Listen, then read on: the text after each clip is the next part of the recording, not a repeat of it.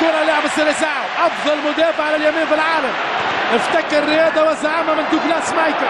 ليو ميسي في عكس الهجوم، برشلونة في وضعية هجومية رائعة، وبيدرو جول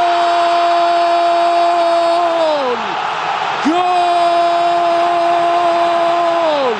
فرقة الدلال، كتيبة الجمال، أقدام كتالونية ذهبية أدهشت عالم المستديرة حاليا بليو ميسي، أبهرت عشاق الكرة في كامل أرجاء المعمورة.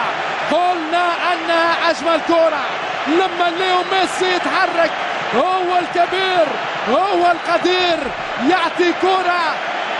شوف الكرة، شوف الصورة، حتى الكاميرات تستمتع. كرة لبيدرو رودريغيز بامتياز. قلنا هذا اللاعب خريج أكاديمية مازيا، يعطي الأسبقية للكتيبة الكتالونية.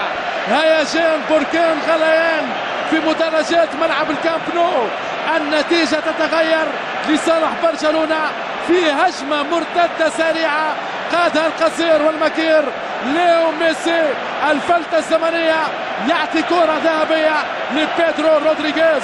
الغضب، كل الغضب لكريستيانو رونالدو، لأنه الريال كان بإمكانه أنه يستفاع الريال. كرة الدلال وكرة الجمال، وتشافي سدد كرة مرتدة لدانيال ألفيس، والفيس السدد جول. لا لا لا، غير معقول، مش مقبول. كرة هدف الموسم، هدف الموسم، كرة برازيلية قادمة من ساو باولو، قادمة من كوبا كابانا، قادمة من ريو جانيرو، تخترق كل الدفاع المدريدي. كرة في التسعين، يا سلام يا سلام على أجمل أقدام. شنو هذا؟ ما هذا؟ هذه الكرة يا ألفيس بامتياز، هدف خرافي، هدف عالمي، شيء كبير يا عمري، شيء كبير يا عمري. شوف الكرة، هات الصورة، هي أجمل كرة في المعمورة، كرة دانيال ألفيس. رابطة الأبطال وفي الدوري الإسباني، مسعود أوزيل يعطي كرة ممتازة لكريستيانو رونالدو، يراوغ ويسدد جول.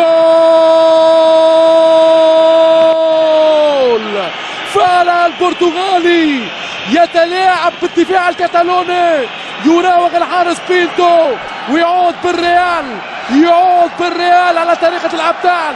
كرة رائعة من عازف الليل مسعود أوزيل، مراوغة تمويه من كريستيانو رونالدو، والكرة في الشباك الكتالونية.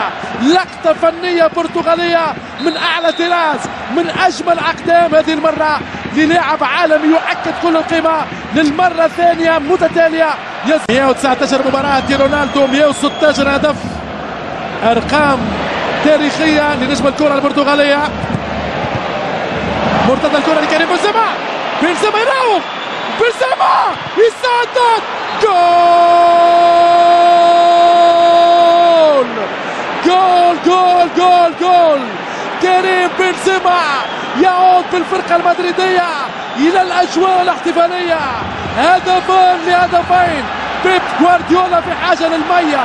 أكيد الريال يعود بثوب الأبطال، يعود بتخلف بهدفين ل0. كرة مرتدة تسبب فيها بيكي، مراوغة لكريم بنزيما، ونجم الكرة الفرنسية يزور الشباك الكتالونية للمرة الثانية في هذه الأمسية الكروية.